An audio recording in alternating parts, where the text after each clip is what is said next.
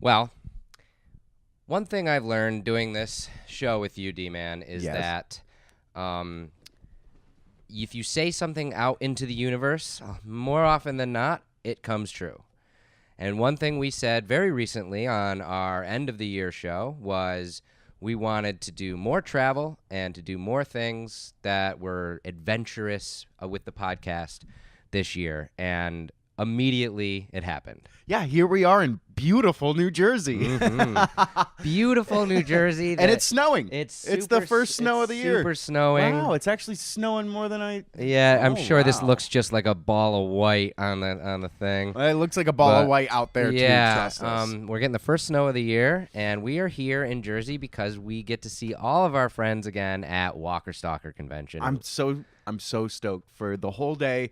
It's going to be insane, chaotic, and just beautiful. And this time, we don't have to run a booth. Right. We literally are here as fans, basically. Like, we are not... Even better. We're here as... we're celebrity management. Yes.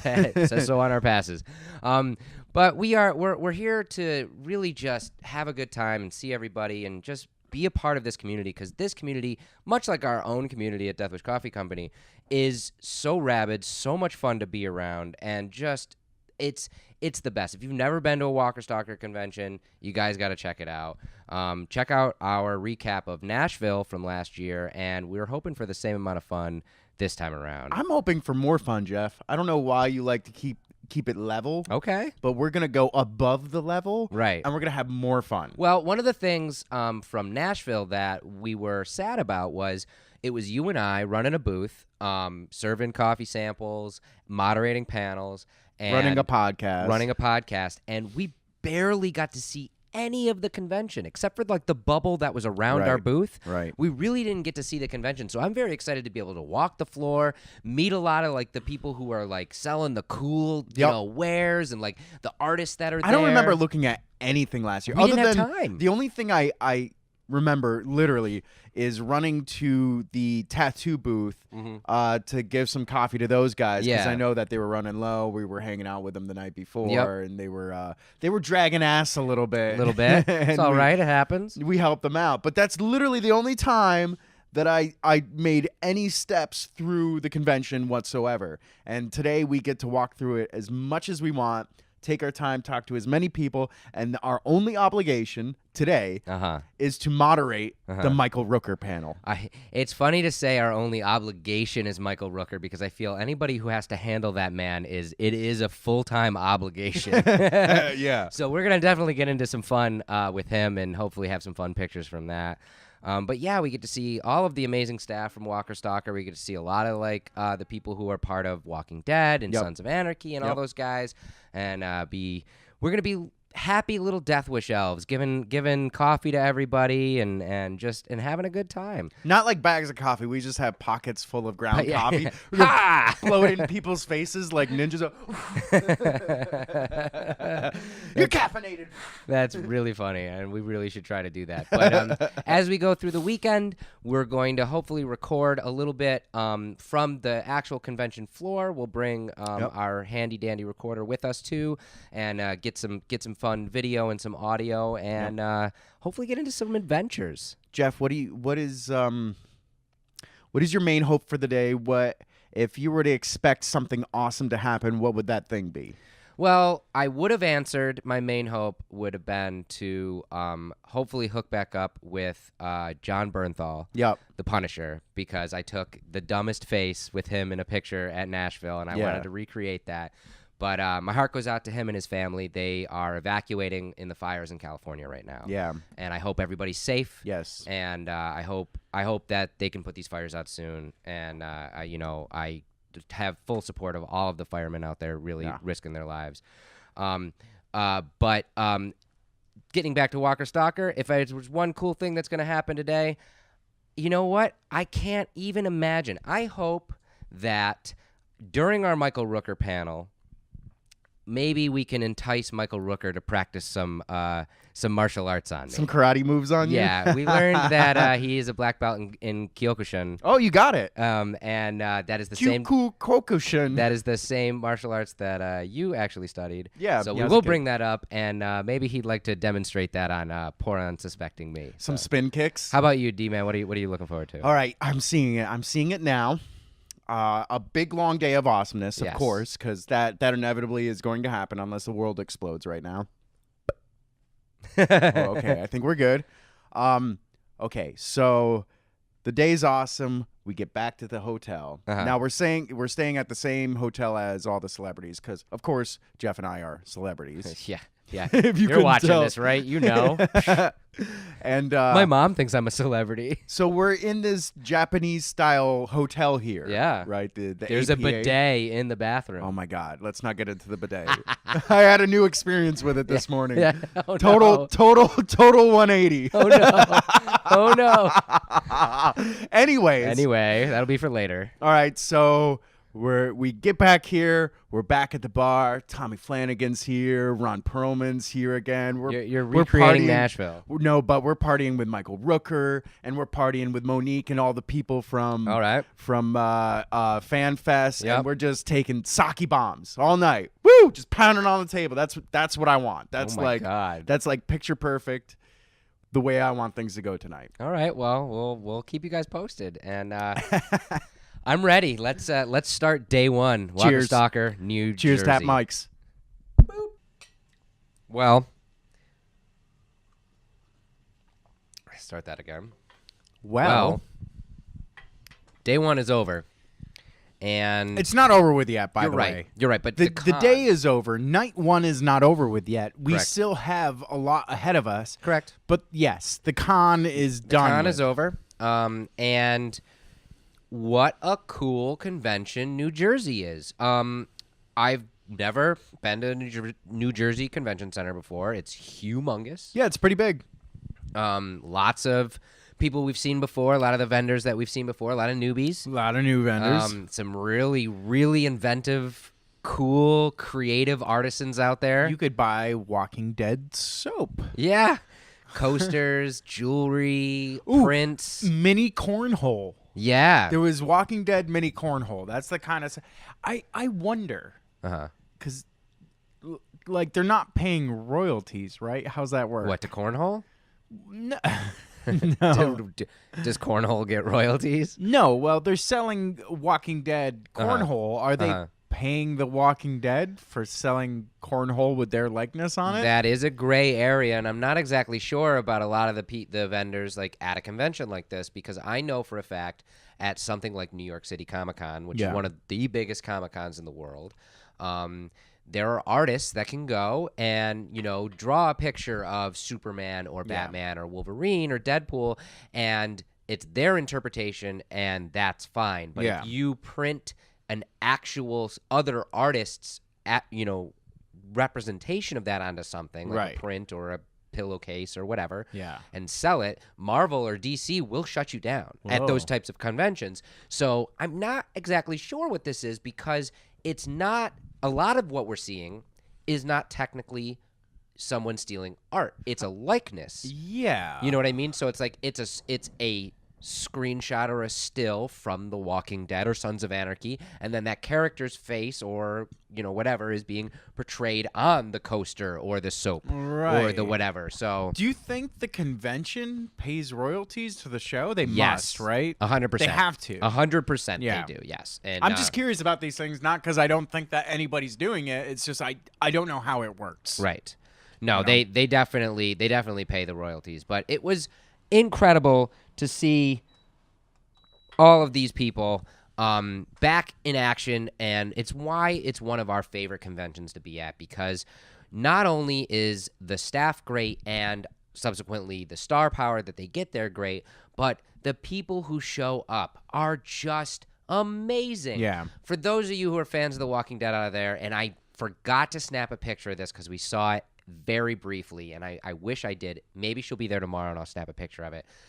there is a character on The Walking Dead called Negan, Yep. and Negan is known for his bat with barbed wire around Yep. it. And there was a couple there today, which Oh, I thought yeah, I was know what you're so talking about, inventive. The man was dressed as the character Negan, who is Jeffrey Dean Morgan, Yep. and the girl was his bat, and she Yep. had the whole onesie as the Doesn't bat. the bat have a name? Lucille. Lucille. Yeah, and I right. thought that was adorable. But I mean, there's so many cool cosplayers. I gotta say again, same thing as Nashville. Not enough zombies. Yeah, I saw a couple towards the beginning that looked good, but Yeah.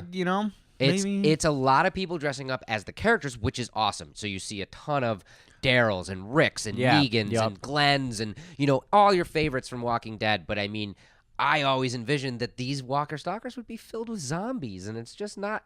For me, I want hordes of zombies to run from, and there just isn't enough. So if you're a good zombie cosplayer out there, start going to Walking Dead conventions. whoever runs that zombie union, Yes. get New Jersey on the phone. Yes. And let them know to let the zombies loose. Yes. So let's recap a little bit. We came in this morning. We made sure that the coffee was situated, which we did have a little bit of a problem, but we figured it out and fixed it. And We went out and bought coffee machines just so everybody could get Death Wish coffee. that's why because you guys want it Death was in Wish high coffee. demand. They have coffee everywhere, but at this point, we've been at the Walker Stalkers before, Right. so and they also see us walking around with our gear on. Right. Everybody's like, we know the Death Wish coffee is here somewhere. Yeah. Just point us the way and we'll make it happen. Yeah. And so we made sure that it was there, and it was, like you said, it was a bit tricky, but We bought made a it couple work. coffee machines and just started making coffee like real men. Yeah, we made it work, and then women. we walked the floor, which was something we didn't get to do in Nashville last time. That was a lot of fun, seeing all the stuff, and then we moderated our panel. Yes. And we got to moderate a panel with Michael Rooker, and I'm hoping that For those who don't know who Michael Rooker is, Jeff, explain to them who exactly, if I'm your mother, tell me who Michael Rooker is. Oh no, this would be an hour-long conversation, and it would be very painful, and hopefully you'd understand at the end of it, but I'd probably get frustrated. Basically, if you don't know who Michael Rooker is, his two biggest roles out there for what he's known for, the reason why he's at the Walker Stalker conventions is his role as Merle in The Walking Dead, who was immediately in the beginning of the show, and he is the brother of Daryl, who is played by Norman Reedus, and still on the show. But spoiler, Michael Rooker's character did not make it too many seasons, and he is now off the show. Quite a few seasons for being He did. a jerk or a bad guy. He's did. probably the longest living bad guy. And I don't know. he also is widely known as his incredible performance as the character Yondu in both Guardians of the Galaxy and Guardians of the Galaxy 2. But he's also in movies like Mallrats. Oh, yeah. And I don't know. He's the bad. we could list it. Cliffhanger. Yeah. And We could continue to list, and basically what you said as we ushered him out onto the stage, the man who plays all the jerks in all the movies and television shows you like. And I think at the beginning of this show, you asked me what I was hoping for today, and it was that I was hoping that we'd have a good time with Michael and that we could really get him to be animated and want to talk about karate. Holy wasn't a crap. problem. That was not a problem, and I'm hopefully going to be putting in some extra video, if I haven't already put it into this episode by this point, of what actually transpired. you might be watching it at this very moment as we're talking about it. Here's the Incredible Jeff and the Amazing Walker Stalker! What's up, everybody? Oh my God, there is so many people here. Welcome to Walker Stalkers. Everybody excited? Let me hear you. I think they get better than that, and come on. Right? One more time, let's hear Come it. on! Yeah, that's it. As you heard, I am the Incredible Jeff, And I am the Amazing D-Man. we run a podcast called Fueled by Death Cast for a little company called Death Wish Coffee. We make the world's strongest coffee. And we are really excited to be here for you guys. We have an incredible special guest backstage who's just dying to come out here. Who is it? It's the bad guy in every movie Every- and every TV show you've ever seen ever. Merle from The Walking Dead. Let's bring him up here. Michael Rooker! Yeah! I like to show Merle's defense against Negan's bat. Okay, ready? So how would you like to hit me with the knee bend? Do you know? He does that, right? Okay. So what you want to do? Okay, go ahead, do it. Is not be there, right? So if you're on your knees, it's a little bit harder. I don't usually do knee stuff too much anymore, but I used to do a little training on the knees. So if you come down with the knee, if I'm on the knee, go ahead. And then once you have it,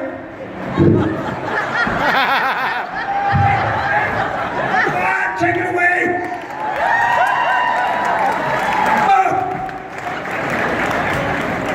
Nobody thought they were getting a karate demonstration today, that's for sure. How about a sideways? Yes, are you right-handed, left-handed? Yeah, come sideways like this at an angle like that. Sideways ones are a little hard to deal with. Sometimes because most people, what they want to do is this. Come sideways. You know, like that's the wrong thing to do. Even if you know no martial arts whatsoever, that's the wrong thing to do. If you know nothing, this is better. Come on in. At least when it's hitting you, it's not hitting you at the end of the swing. This side. So you're here, there's less power, so you can block it or something like that. So what I tend to do, I don't tend to do, I've been hit with a bat before, so it came from behind and it hurt a lot. But this is, if it's coming from the front, I would do something like this. Go ahead.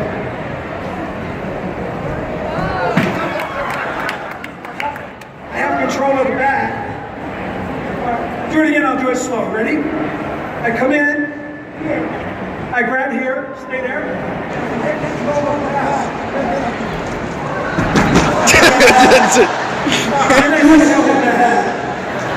And then I have to hold till the police come. All right, do something else.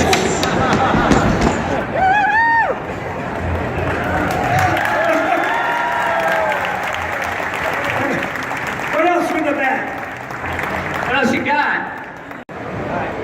Like that? Okay.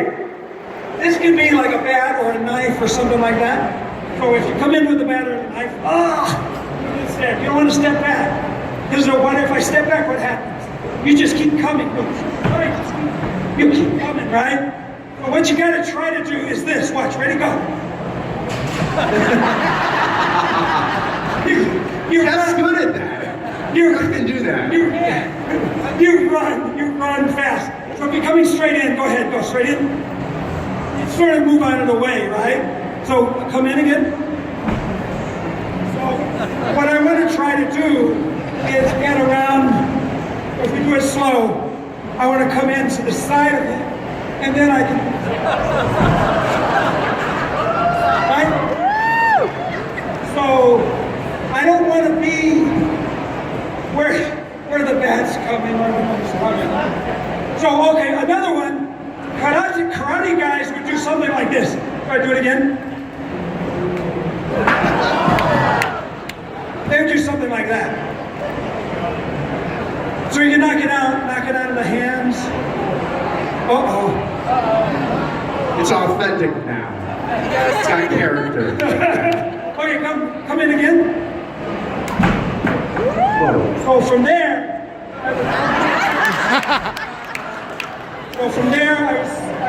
hit it. Sweep his leg. Come up like that. I was gonna say, sweep the leg, Johnny. Like that. Just stuff. Very important, especially in the zombie apocalypse. Hi, hon. When you were hooked up to the pipe on the roof, how long were you sitting there? The whole sequence took about maybe 7 hours. Yeah, 7 hours. Yeah, we started early in the morning, and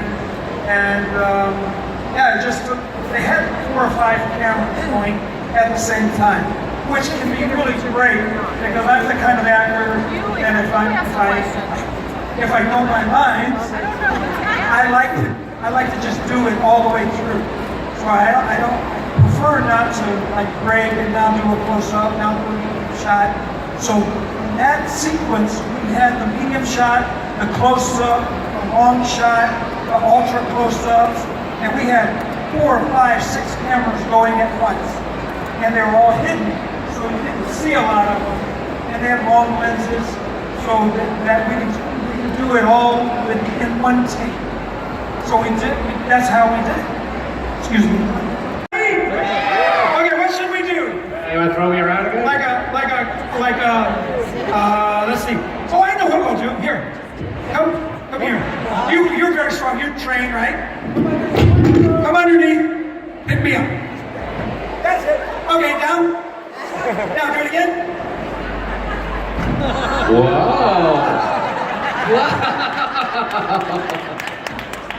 That was good. Feats of strength. You did good, right? That was good. That's what we do. And it's called, if I tense my body, lift me like under my arm. Okay, go. Straight up. Try to go straight. Okay, hold on. Go. Can't get him. Can't get him. Yeah. Oh, there it is. E-Man's really strong. Yeah. Nothing. That's karate too. Awesome. One time, I'm tensing my body really tight, and it cuts off your cheek, key. The second time, my body is much more relaxed, not loosey-goosey, but firm and relaxed. Relaxed is not this. Relaxed is this. So that if someone attacks you and tries to like if you come in like that, go ahead. Well, then you actually have control. If somebody grabs you from behind, actually grab hard like that's control, right? If you allow them to do that to you, it's very hard to get your control back. But if you feel it coming, okay, go ahead, grab it in, go ahead. You have control now. Whatever you want. It's very simple, very easy, and relaxed. You can do the throw easily. There's no effort and no muscle involved, hardly at all. So if you're forced to use muscle on muscle, you get tired very quickly. I try to not use muscle on muscle. So if someone bigger than me is coming at me, I run away if I can. But if I can't, I try if you come back there and be like, if you come running at me, I want to go like this. I want to blend. We'll do slow. I want to blend with you, your power, and then I want to change direction so that I'm not colliding with you. Muscle and muscle, it hurts. You can pull the muscle, but if you relax, so therefore you can be a young lady, and the element of surprise, if a big guy is trying to grab onto you or something like that, you can easily throw them. Because they're thinking, oh, I have control, but the element of surprise is they don't really have control. You have control, like that first grab really hard. Okay, right? Even if he gives me back like this, I can still flip, I can go like that, and then I can go like this. And this has been crowd work and karate. There you go! Looker. Thank you all. Enjoy Walker Stalker. There's tons more awesome stuff just at AMC. Thanks, guys. Oh my gosh, I got karate lessons from Michael Rooker. Not only did I get karate lessons. No, it was a martial arts demonstration for the whole panel. Yeah, for about 1,000 people who were sitting there watching.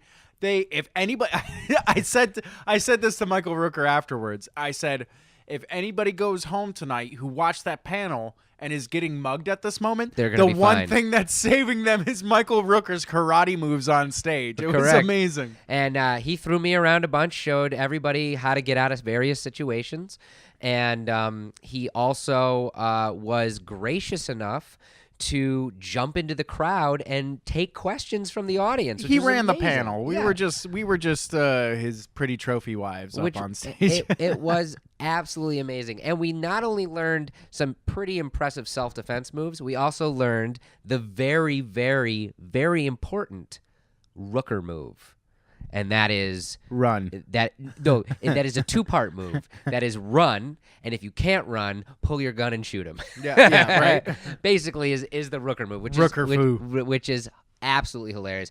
What an incredible guy.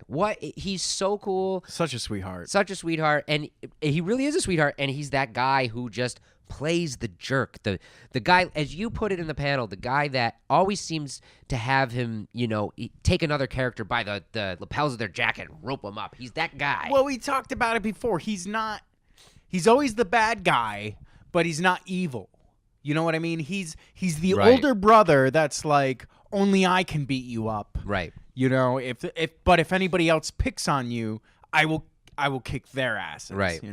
Like my older brother. And that was just amazing. It was so great to be able to get back into the panel moderating saddle, as it were. And I love being on stage with you. I like it. It's Yeah. so weird because like the whole time, I won't lie, let's hop in my shoes for a second, all right?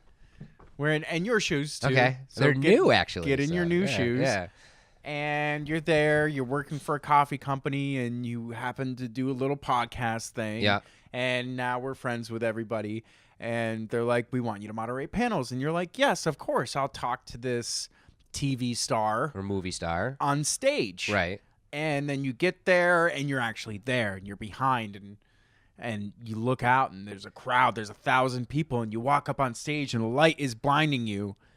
And I don't feel nervous. Yeah. I'll admit, I was a little nervous because I really wanted what transpired to happen. Right. Well, leading up to it, there's definitely like a certain amount of pressure that goes with it. Like, Right. oh, we're gonna moderate a panel. I hope it doesn't suck. I hope And we when have fun. and when everybody who's running the panel stage comes up to you and goes, now that just got me more excited. be careful because Michael Rooker gets very rowdy. Yeah, we were both like, Yes! yes, Yes, it's gonna be exactly. great. That's why we do these. It's not going to be boring. The worst thing to happen would be up there, and he'd be like, "Oh yes, no, Yeah. yes, no." He's running back and forth in the crowd. You have a question. Yeah, He was Oprah. Yeah. you know. as he I said, people experienced an hour-long crowd participation and karate instruction up by Michael Rooker. It's And amazing, man. It was absolutely incredible. And we had a great day. We got to see some old friends like tattoo artist Josh Bodwell and Chris 51. And we got to see our good friend Dave Solo from the Yes, Walker of Nation course, podcast of and course, Pop Dave. 10. And it's gonna be even better tomorrow. But you didn't even bring up one of the coolest events of the evening. I had a Slim Jim, and it was really salty. Is that what? Oh, that wasn't what you were going to talk about? Oh, what were you going to talk about? I feel like you. Was it Ron Perlman? But Slim Jim is so much better. I just can't follow that. No. So, one of the great things about being at this event Convention, and at yeah. this convention and with this crew is that they're all fans of Death Wish. So much so that their husbands and wives and even children are coming up to us and being, "We love your coffee." Yeah, it's so nice. And to so hear. what they're doing, they're grabbing gift bags, walking up to. It's those guys over there. They make the coffee. Here it is. Take it. And Ani, shout out to Ani for tonight. It was amazing. and Monique And Monique, always Monique. and everybody, Always It's all Monique. of you, all y'all. But Ani gets the special award tonight to being like, Ron Perlman, these are the guys from Death Wish.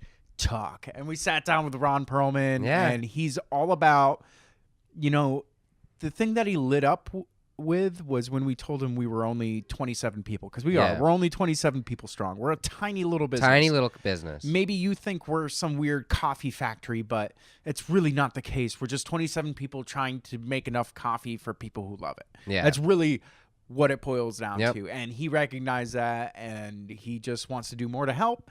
And it's amazing to be in a position where you get to speak to someone who obviously both D-Man and myself are fans of. I mean, Hellboy guys, come on, you know? But I mean, like, to be able to talk to someone like that, put your fanboy aside, and be able to talk as a person to person. Like, Ron literally sat down with us and was like, I really enjoy your company, the brand that you are, and also the product that you make.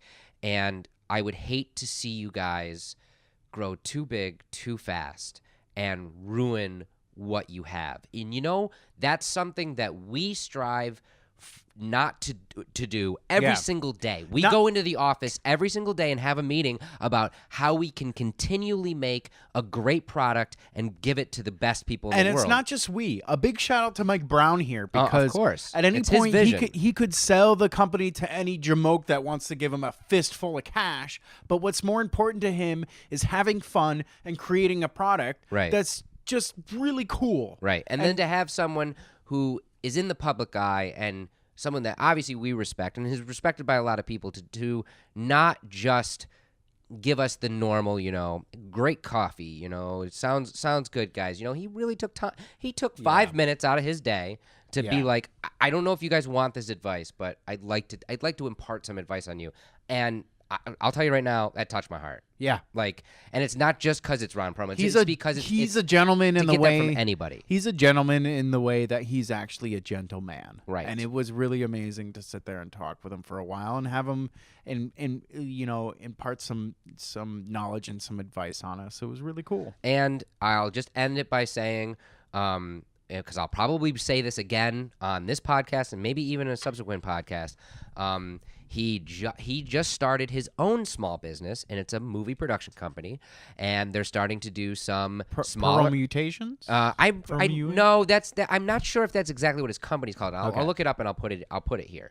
But he just came out with this movie in November called Pottersville. And which we watched last night. D-Man, myself, and Brad watched this last night, and I cannot say enough good things about this. And it will be on Netflix almost by the time that this airs. December 15th. Yes, December 15th. This will be premiering on Netflix, and I recommend it to everybody. It is one of those delightful oddball comedies that you get done watching, and you just feel great from laughing for the whole time. Yeah. It was really, really good. So day one, at least convention-wise, is in the books. We're going to sign off for tonight. We're going to go find some dinner, and we're going to go definitely find some trouble. Yep. And then we will be back with you guys starting day two tomorrow.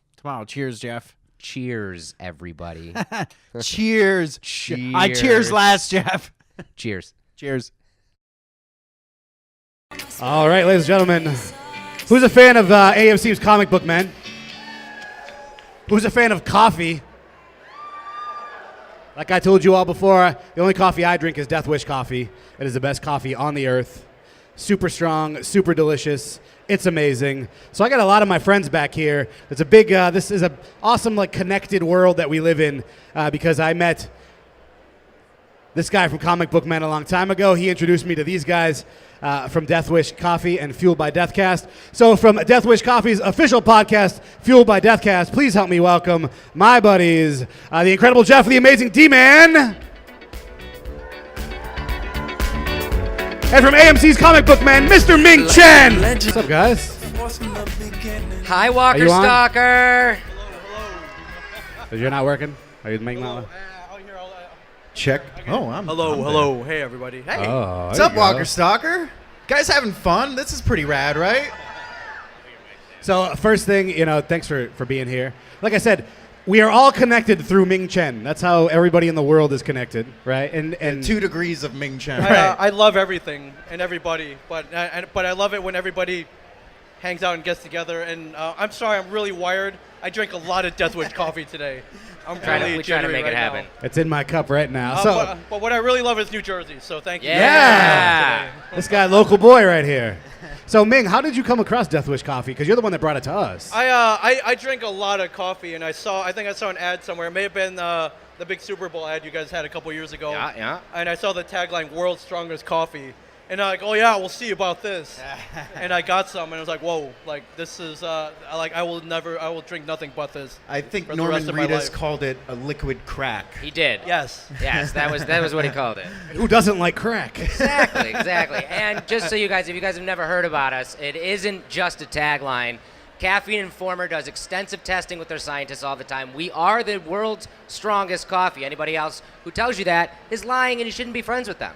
Be friends with us, because we love all of you. And you may or may not test positive for crack. Wait, can I say that? Yeah, you should say whatever you want. Norman said it. Don't say that. Don't say that. Don't And say again, if that. you haven't tried it, you need to. DeathWishCoffee.com. They are the official sponsor of Walker Nation Podcast, my podcast. And it's the only way we can actually get through a podcast sometimes. But we don't endorse anything that we don't love, and we love Death Wish. We love the whole brand. It's such a cool company, right? Thank you. To the point where these two gentlemen host a podcast fueled by Deathcast. Yeah. So tell me how that came about and what it's all about these days. Well, Death Wish Coffee is all about, we want to caffeinate the world first and foremost. So that's our main goal. But we also want you guys, everybody out there, to just love what you do and do what you love, and that's kind of where the podcast started. We're all fueled by death, every single one of us. We're fueled by this idea that we want to do something awesome and leave this world great before we leave it for good. So every single week, we get really cool special guests like this guy, and rock stars, astronauts, all sorts of people that we talk to, and we ask them a question: what fuels you? Because we're all fueled by something. And it's a lot of fun, and it just, we sneak a little brand awareness in there, but it's really not about the coffee. It's about just, doing something awesome in the world, like all you guys. I also like to remind people that they're going to die on a regular basis. Welcome to Walker Stalker Con. I mean, there's a bunch of dead people all around here. Look at them all walking around. It's crazy. And, except for Stan Lee, that guy's immortal. Yes, I'm he will convinced never that Stan Lee die. is immortal. It's a god. Yeah, please don't jinx us. But Ming is synonymous with podcasts. Totally. I think right now you currently have 87 running Yeah, at one something like time, 87 right? podcasts, yeah. And for we've sure. seen it on Comic Book Men as well, Yeah. which is going strong. Comic Book Men fans, right? Yeah. I love that show. Kevin Yeah. Smith is the man. New episode tonight after the season finale of Walking Dead. Can't wait. Make sure you're watching that. So Ming, when it comes to podcasts, right, what is it that you love about it, and what knowledge have you shared with these gentlemen? I love that I can start a podcast and I can just vent. I can vent about the Justice League movie. I can vent about Thor Ragnarok. I can vent about Walking Dead, Fear the Walking Dead, zombies, like all the geek stuff that I love. And at the end of the podcast session, I feel like that it's like free therapy. I feel like I just saved $75 because I didn't have to go to a psychiatrist. I can vent, but I just love talking about all the geek stuff that I love. Walker Stalker Con comes up a lot, and I just love that I can start it myself. Like anybody can start a podcast. Absolutely. And just talk about the stuff that they love. So I wouldn't be on this stage right now if it wasn't for podcasting. Totally. Yeah, I don't need to give these guys that much advice. Just do Yeah, what they're I awesome. do, and you guys are all fine. I know you guys have a panel you need to go moderate and run, but before you go, we're going to go rapid fire real quick. Are you ready? All right. Yes. Zombie apocalypse breaks out tomorrow. What's the first thing you're going to do? I'm going to call Michael Rooker. Yeah, right. I'm stocking up on Death Wish coffee because guy. there might be a finite supply. All right. I like to think that I'd do something heroic, Yeah. but I'd probably just cry and hide. Cry and hide. Yeah. With Death the Wish move. coffee. It's the It is. move. And what's going to be your weapon of choice in the zombie apocalypse? Oh my God, a bat with a nail in it. For sure. I mean, I like Negan's idea with the Right. whole barbed wire and all that stuff, but that takes time and thought, and it's just a nail and a bat. That's all I need. Done. Beautiful. Nice. Yeah, I'm going katana. I'm a Nice. Michonne in a 5'4" Asian man's body. Nice. Nice. If I learned anything from the book by Max Brooks, World War Z, 22 rifle is the way to go because the bullet goes in but doesn't come out and bounces around the brain and can kill the zombie easier. And you can keep your distance. So it's he the does more- like and that. also ammo is easier to find for a 22 caliber rifle. right. Is this too deep? Nah, it's not frightening in any way. None of the love it. kids And are scared. Any that are real walking gun away. nut knows that 22 is like the worst You're right. caliber. I'm sorry. It's just all it has to do is go through soft zombie flesh, though. true. You It's don't true. need that much. Hashtag soft zombie flesh. Finally, we're here at Walker Stalker Con with our amazing friends from The Walking Dead. Zombie apocalypse hits. You can only take one character from The Walking Dead with you. Who are you choosing? Oh, I gotta choose Daryl. Okay. Gotta, All right? Yeah. I thought you were going to say Merle, but that's it's a I'm Dixon. I'm choosing Daryl. Okay. Oh, I'm going Abraham for sure. The smart good one. quips. You know, the guy who's twice as big as I am. Yeah, I'll be his Glenn to his Abraham for sure. Ooh. Nice. Which one do you think is the slowest runner? Eugene. Him. Eugene. Well, Otis was, but we all know what happened to Otis. Wah, wah. Ah, awesome. I just know if I need to get away, they're going to get him first. Yep. Absolutely. I'm good. Beautiful. I get one, It's a good I strategy. know they'll be useful. All right. At least once. At least once. So you guys are going to moderate the Sons of Anarchy panel? Yes. Yeah. If you guys are So- Sons of Anarchy Yeah, fans, go we're say going to be hello. over on the main stage in just a few minutes with Yeah. 5 of those amazing actors. That's amazing. Also, listen to Fueled by Deathcast, and of course, watch AMC's Comic Book Men tonight after the Thank you show. very much. Give it up one time for my friends Thank from you Fueled by guys. Deathcast. Thank you guys. Ming Thanks, Chen. guys. You're awesome. Right here in the Thank live you. stage. Well, we did not do a beginning of the day because we kind of got a late start. Yeah, on it's day nice 2. when you don't have a booth to set up. Yeah. And you're doing your thing, and we were in no rush this morning, and I slept weird, so Yeah. that happens. But we went back to Walker Stalker Con, New Jersey for day 2 and had a heck of a lot more fun. I just love walking around the floor, seeing all the amazing vendors. We got some fun presents for some of the special ladies in our life, and that'll be nice. No peeking, but some really cool stuff. Some great cosplay again, and Any cosplay that sticks out to you? I'm trying to think. that one. Oh, yeah, dude. that dude. I got video of that too. Of the I don't. Was he supposed to be Nightmare from No, Soul Calibur he or was a something? walker, I think, from some either that or he was from his own creation. But holy crap, He looked great. so good, so good. Anybody else that sticks out in your mind? I can't. From really- day 2? Not really. I did. Cosplay's not such a big thing at the Walker Stalker Con. You think it would be a little bit more because people love to dress as zombies, but Yeah, I don't know. Yeah, it's honestly the one. It's funny. Like you go to a comic book convention, and the joke is, how many Deadpools and Harley Quinns are we going to see at this Yeah, convention? way too 'Cause many. That's always at a Yeah. comic book convention. we knew it was We- coming and we saw it happen. We now know at Walker Stalkers, now that we've done our second one, that it's the same kind of thing, but replace Deadpool with Negan. How many Oh, yeah, Negans that's are you going to true. see at a Walker Stalker convention? Everybody wore a leather jacket. Leather with the- It's very easy. Leather jacket, red scarf, baseball bat. Yep, and then Super scruffy easy. beard. Yep, so easy. That's but so I mean, funny. there's lots of gender swaps too. I saw a lot of women Negan out I there saw a too. lot of couple man woman Negans. Negan couples. Yes. Is the plural of Negan Negan or Negans or Negai? Negai? Negai. Shout out to Jeffrey Dean Morgan. He's a Yeah. great guy too. Unfortunately, we didn't get to see him on this turnaround, but he's so busy. Yeah. and crazy. I did actually walk by him in the hallway at one point, but yeah, we were running around. He was running around. We got pulled up on stage today by our good friend Mr. Dave Solo. He runs the live stage at Walker Stalker. And then we dragged Ming up on that stage yeah, with us. because Ming Chen from AMC's Comic Book Men. We always run into him at cons, and when Dave was like, "You guys want to jump up on stage?" Ming was literally behind us. We're like, "You're coming too." He's like, "All right." Yeah. So hopefully I've got a little bit of that I can play for you guys as well.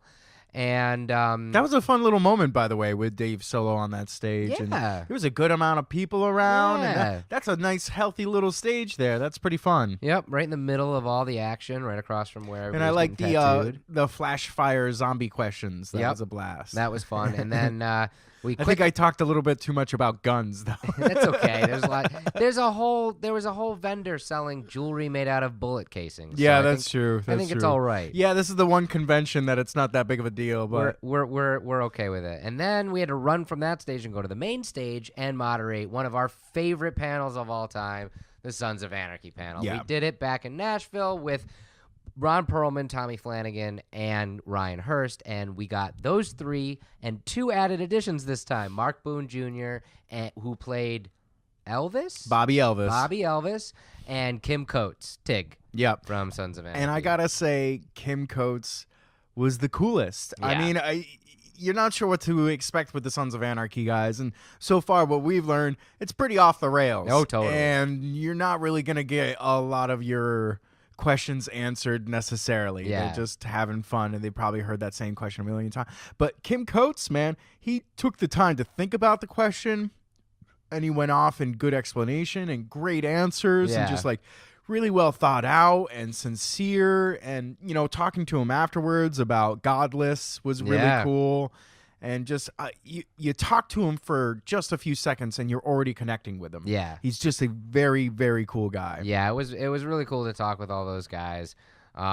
We learned in Nashville, like you said, that those guys are a handful, and they love being a handful. They weren't so much of a handful this time around, were they, though? I think it's because I stepped on a grenade, and that's all right. Basically, unfortunately, we don't have any footage of this panel because our good friend Brad had to leave today, so we didn't have anybody in the crowd giving us some footage of this. But basically, we went out there and started off the panel like normal, and immediately I was getting lambasted by Tommy and Ryan. You know what?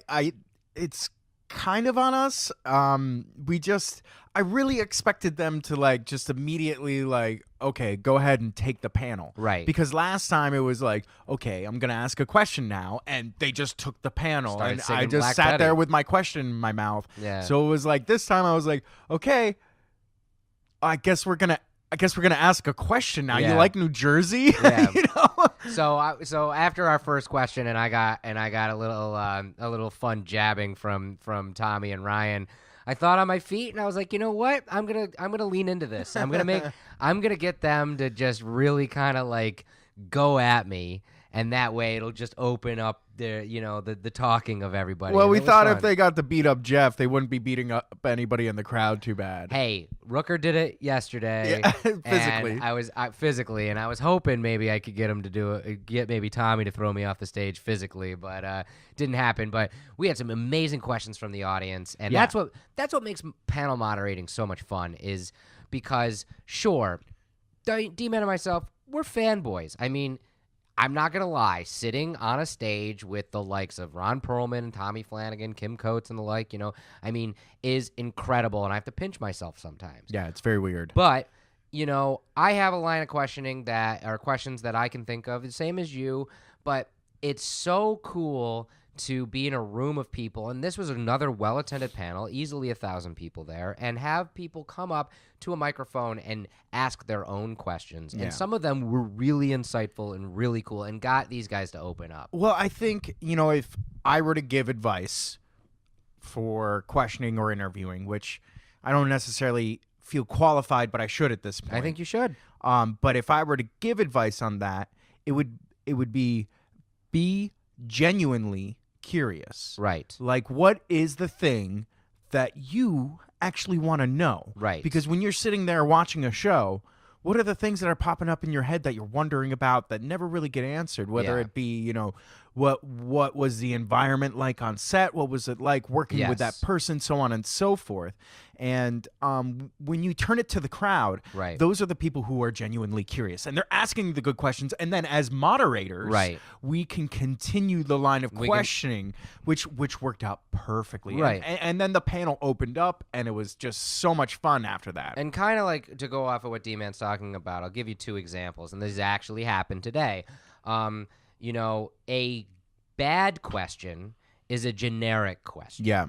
The question now that I've heard at multiple Walker Stalkers is, because we are in a Walking Dead universe, is, especially on a Sons of Anarchy panel or whatever, is that these people coming up to the celebrity of choice. Can I guess what you're going to say? Yes. How would you fare in a zombie apocalypse? Yep. Or how would your character fare with this in this zombie apocalypse because your character's dead or on a different show or whatever? That is a boring question, and you're going to get a boring answer. In fact, I've never heard anybody truthfully answer that question because, that's something that you and I talk about. Yeah.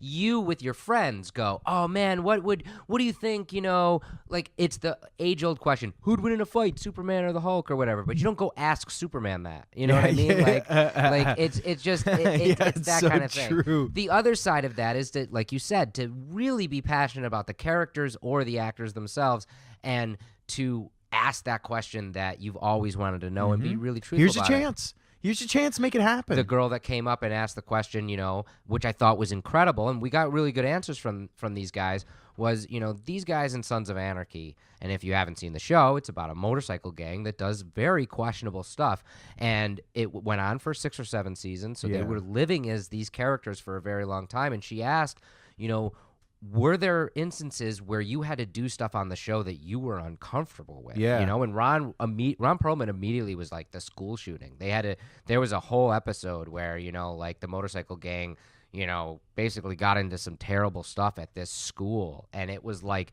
and that's some tough, that makes for incredible drama and incredible entertainment. Well, it was but it's crazy. tough on an actor. I was surprised that one thing that Ron Perlman talked about is that, there was actually things that his character did where he thought about leaving the show. Yeah. He thought, like, this is not this. He said it's jumping the shark. Right. Which is a term I just learned. He was talking about when this motorcycle gang that you follow forever, in about season 4 or season 5, Ron Perlman's character Clay actually started doing home invasions. Yes. Which is another touchy thing. And he just felt as the character, as this guy who's running this motorcycle club, it was beneath him. Yeah, it was petty. It was petty crime, and this is, a crime lord. Yeah, they're at one point they're running guns for the Mexicans. Can you imagine what that's like, playing this character, and then, executives make a decision that completely disenchant you with this character that you've been playing? It's got to be really tough, and it sounds like it was really hard for him. So it was really cool to talk about that. And also about how they were genuinely tore up when one of the characters were killed in the show.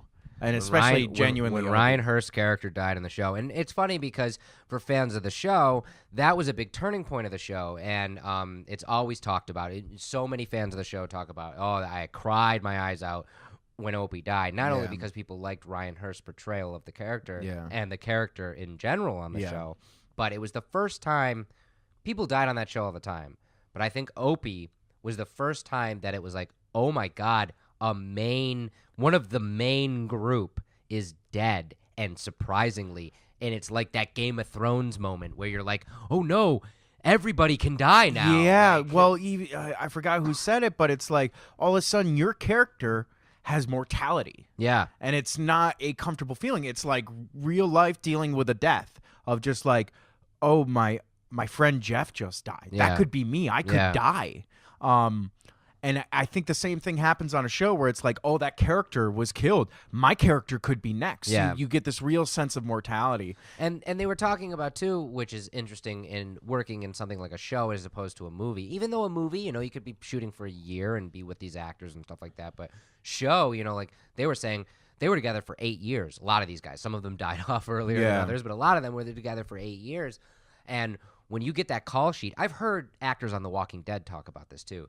When you get that call sheet the next day and it's like, so-and-so's dead, it's like, you don't have to act anymore because your friend who you've know that every single day you're going to go to work and you're going to see that person is now not going to be there. Yeah. It's like you really are losing them. And it's so I think it was either Tommy or Ryan who was just like, that's not acting at that point. Yeah. Like, I actually miss this person while we're filming the scene because I know it's the last scene we're going to do. And that's one of the things that made that show so next level was the emotional connection that these guys had, which was kind of the whole basis of the show, where it was brotherhood. But that was a true brotherhood. These guys actually had some real connection. In fact, I think Tommy Flanagan's was the one character that you just really, really connect to, because he's the one who just feels responsible and is watching out for all these other guys, and like really has like some deep emotional eye contact with some of these characters, which we found out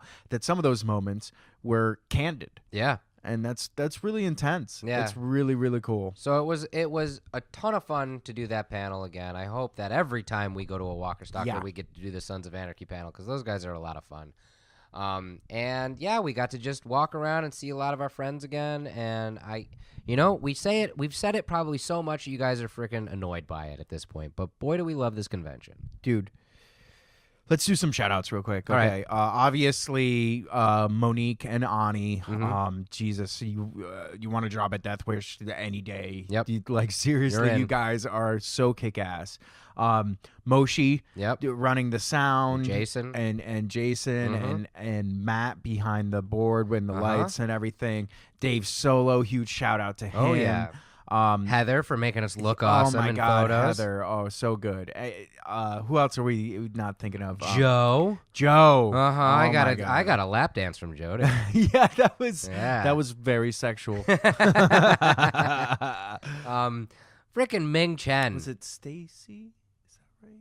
Sure, there's a Stacy out there. Sure. But I gotta say, Ming Chen, and if you guys have not followed our show, Ming Chen was back on episode 10 in season 1, and the story of us being at Walker Stalker starts with Ming Chen, and it's funny. We're not the only ones who can say that. Lots of people have have that Ming Chen connection. But to recap that story one more time, if you never heard it, Dustin and myself were both at New York Comic Con in 2016, and we were slinging coffee to the masses and walking down Artist Alley at one point, and we hear Dustin and Jeff, and we turn around, and there's Ming, and he came up and gave us a big hug like we always do when we see each other, and the first thing out of his mouth was, "It's great to see you guys. You need to do a Walker Stalker convention." Yeah, and we were like, "We would love to," and so it's like he couldn't wait to tell us about this. Yeah. This and we had convention. already had a connection with Monique at that point, because we had been sending some stuff to some of the people involved with Walker Stalker. Yep. And a lot of the staff had been drinking the coffee at that point, so it Yeah. was just a match made in heaven. It was inevitable. I mean, these guys, they go from show to show to show, and not just the workers and everyone, but the talent and the actors and the guests. They're going from place to place to place, talking to Mark, Michael Cudlitz's guy, just like, hey, we run on this stuff. We're everywhere. My son drinks this shit every day just so we can keep on going. And even talking to his son Jack earlier was like, thank God we have Death Wish, because it's nice. It's nice when you like hit that like rock bottom in the day, which inevitably happens around between 2 and 4 o'clock, and you still have another few hours, and you drink this magical brew, and all of a sudden you're excited about everything again, even though it does seem a little like synthetic and like, why am I feeling this way when I just felt like shit? But it's a magical brew, man. It and really I'm is. so happy to bring this to the masses. Me I'm too. so happy to bring it to the Walker Stalker Convention. Me I'm too. so happy to bring it to the people at FanFest. I'm glad we can fuel them and all their guests and all the celebrities and all the workers and all of our friends and family here. Yeah. So to give you the final recap, we had an amazing time. I love being able to go out and do stuff like this. It was different for Dustin and myself, because normally we are running around like chickens with our head I almost cut didn't off. know what to do with myself. Yeah. Just like, is there a fire I can put out somewhere or something? It's really nice to like actually be a fan and go to a con again. And if you guys are fans of Walking Dead or Sons of Anarchy, there are Walker Stalkers all over the place. In fact, next year, for the first time ever, they're going to Australia for 2 different dates. They're going to be in London, Germany, all over the U.S. You can go to walkerstalker.com and check out all of where they're going to be. Plus, they do Heroes and Villains, which is even more, and FanFest, which is even more geeky, awesome television and movie stuff. One of the best conventions around. Can't say enough good things about it, and we'll definitely be back. Cheers, guys. We love you. There's that cheers. Cheers. This has been Fueled by Deathcast, a Death Wish Coffee Company podcast production. Thanks for listening.